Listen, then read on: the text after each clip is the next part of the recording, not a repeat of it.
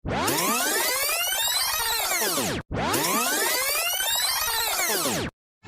Hello guys, আজকে আমরা দেখবো আগের দিনের যে ডিমটা আমরা মাটির তলায় রেখেছিলাম 24 ঘন্টার জন্য, সেই ডিমটা কি ঠিক আছে নাকি নষ্ট হয়ে গেছে সেটাই আমরা দেখবো আজকে। আর 24 ঘন্টার জায়গায় একটু লেটের কারণে আমার 48 ঘন্টা হয়ে গেছে। তো এটাই ওই বালতি যেটা আমরা ডিমটা পুঁতে রেখেছিলাম 24 ঘন্টার জন্য, তো এটার থেকে আমরা তুলে দেখবো ডিমটা ঠিক আছে কি নষ্ট হয়ে গেছে।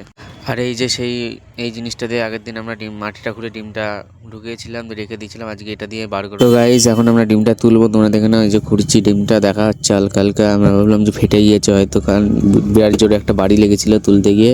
তো চলো দেখা যাক ডিমটা ঠিক আছে কি নষ্ট হয়ে গেছে।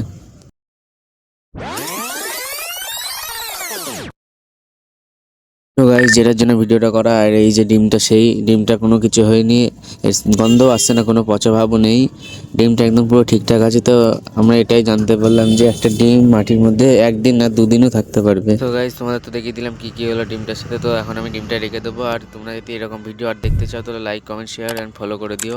তো টাটা, বাই বাই।